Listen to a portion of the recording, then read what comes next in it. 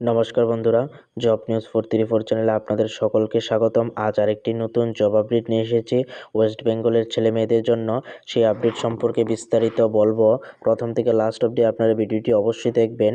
তার আগে বলে দিই যে জব নিউজ 434 চ্যানেলে আমি প্রত্যেক দিন ওয়েস্ট বেঙ্গলের ছেলে মেয়েদের জন্য আপডেট দিয়ে থাকি, তাই দ্রুত সহকারে এই চ্যানেলটিকে সাবস্ক্রাইব করে ফেলুন। চলেন আজ দেখে নেব দেরি না করে কি আপডেট এসেছে। যদি আপনারা একটি সরকারি চাকরি খুঁজছেন কোনো এক্সাম ছাড়াই, তাহলে এই চাকরিটি আপনাদের জন্য খুব ভালো, তো আপনি দেখে নিতে পারেন। চলেন দেখে নেব কি আপডেট এসেছে দেরি না করে।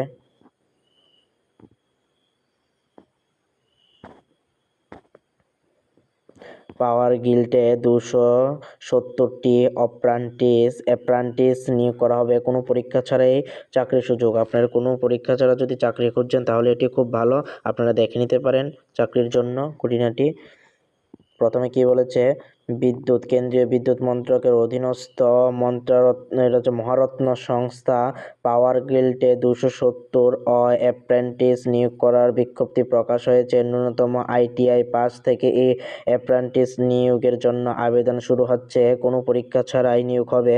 কলকাতা সহ ভারতের অন্যান্য কেন্দ্রে আলাদা আলাদা শূন্যপদ রয়েছে, চাইলে দেখে নিতে পারেন। নির্বাচিত প্রার্থীদের অ্যাপ্রেন্টিস অ্যাক্ট 1961 অনুযায়ী 1 বছরের জন্য অ্যাপ্রেন্টিস ট্রেনিং দেওয়া হবে। ট্রেনিং চলাকালীন প্রতি মাসে কমপক্ষে 13,000 টাকা স্টাইপেন্ড মিলবে। আগ্রহী ও যোগ্য প্রার্থীরা পাওয়ার গিল্ডের অফিসিয়াল পোর্টালের মাধ্যমে অনলাইনে আবেদন করতে পারেন। চাইলে আপনারা যদি চান তাহলে আপনারা আবেদন করতে পারেন। তারপর কি বলেছে, পাওয়ার গ্রিডে 237 অ্যাপ্রেন্টিস নিয়োগের জন্য নিয়োগকারী সংস্থা কি, Power Grid Corporation of India Limited, যাকে PGCIL বলা হয়। পদের নাম হচ্ছে ট্রেড, ডিপ্লোমা, গ্রাজুয়েট, অ্যাপ্রেন্টিস ইত্যাদি পদে নিয়োগ করা হবে। মোট শূন্য পদ কতগুলি রয়েছে? মোট শূন্য পদ রয়েছে 270টি। আগে বলেছি প্রশিক্ষণের মেয়াদ হচ্ছে 1 বছর, আপনাদের প্রশিক্ষণ দেওয়া হবে। আবেদন প্রক্রিয়া সম্পূর্ণ অনলাইনে আপনাদের আবেদন করতে হবে। অফিসিয়াল ওয়েবসাইটও দিয়ে দিয়েছে, এই ওয়েবসাইটে গিয়ে আপনাদের আবেদন করতে হবে। শূন্য পদের বিবরণ সম্পর্কে কি বলেছে, ট্রেডের নাম মোট শূন্য পদ, ITI ইলেকট্রিশিয়ানের জন্য 64টি পদ, ডিপ্লোমা ইলেকট্রিশিয়ান ইঞ্জিনিয়ারিংয়ের জন্য 122টি পদ, তারপর ডিপ্লোমা সিভিল ইঞ্জিনিয়ারিংয়ের জন্য 35টি পদ রয়েছে, গ্রাজুয়েট ইলেকট্রিক্যাল ইঞ্জিনিয়ারিংয়ের জন্য 34টি পদ রয়েছে, গ্রাজুয়েট সিভিল ইঞ্জিনিয়ারিংয়ের জন্য 15টি পদ রয়েছে। সর্বমোট হচ্ছে 270টি পদ রয়েছে। তারপর শিক্ষাগত যোগ্যতা সম্পর্কে কি বলেছে দেখে নিতে, আবেদনকারী ট্রেড অনুযায়ী নির্দিষ্ট শিক্ষাগত যোগ্যতা থাকতে হবে। কি কি যোগ্যতা থাকতে হবে তা বলেছে, তা দেখে নিচ্ছি চলেন। ITI ইলেকট্রিক টেকনিশিয়ানের স্বীকৃতি প্রতিষ্ঠান থেকে ইলেকট্রিক্যাল ট্রেডে ফুল টাইম ITI সার্টিফিকেট থাকতে হবে। তারপর ডিপ্লোমা ইলেকট্রিশিয়ানে 3 বছরের full time diploma in electrical engineering থাকতে হবে। তারপর ডিপ্লোমা সিভিল 3 বছরের full time diploma in civil engineering থাকতে হবে। তারপর হচ্ছে কি বলেছে, গ্রাজুয়েট ইলেকট্রিক্যাল স্বীকৃতি বিশ্ববিদ্যালয় বা প্রতিষ্ঠান থেকে 4 বছর ফুল টাইম ইলেকট্রিক্যাল ইঞ্জিনিয়ারিং করতে হবে। তারপর গ্রাজুয়েট সিভিল স্বীকৃতি বিশ্ববিদ্যালয় থেকে 4 বছর ফুল টাইম BA বা BTech বা BSc ইঞ্জিনিয়ারিং করতে হবে। ইতিপূর্বে কোনো সংস্থায় অ্যাপ্রেন্টিস সম্পন্ন করেছেন বা বর্তমানে প্রশিক্ষণরত আছেন এমন প্রার্থীরা আবেদন করতে পারবেন না। 1 বছরের বেশি চাকরির অভিজ্ঞতা থাকলে আবেদন করা যাবে না, 1 বছরই আপনাদের অভিজ্ঞতা থাকতে হবে। তারপর কি বলেছে, বয়স সীমা, আবেদনের তারিখ অনুযায়ী প্রার্থীর বয়স ন্যূনতম 18 বছর হতে হবে, না হলে চলবে না বলেছে। স্টাইপেন্ড সম্পর্কে কি বলেছে, প্রশিক্ষণ চলাকালীন নির্বাচিত প্রার্থীদের প্রতি মাসে নির্দিষ্ট হারে স্টাইপেন্ড দেওয়া হবে। স্টাইপেন্ড স্যালারি নয়, একটা স্টাইপেন্ড হিসেবে আপনাদের দেওয়া হবে, বেতনটা কোনো বেতন নয়, এটা আপনারা ওয়ান টাইম স্টাইপেন্ডই বলেছে। স্টাইপেন্ড হিসেবে আপনারা পাবেন।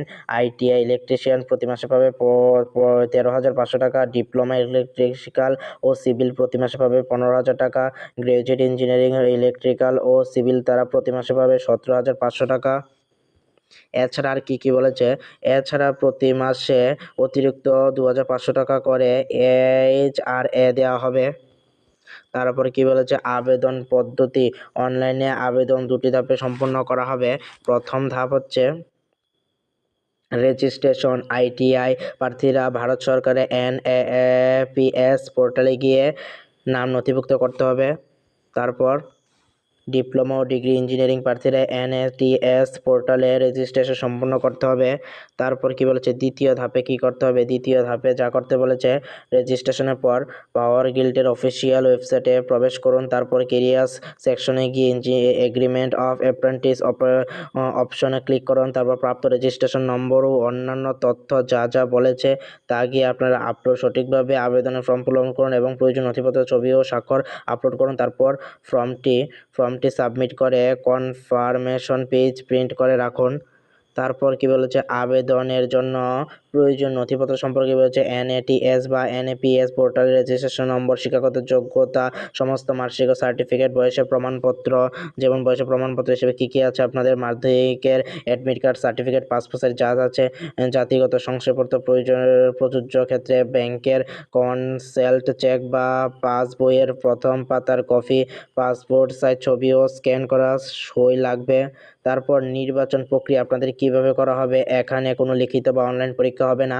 প্রার্থীরা চূড়ান্ত পরীক্ষায় প্রাপ্ত নম্বরের ভিত্তিতে প্রাথমিক শর্ট লিস্টিং করা হবে।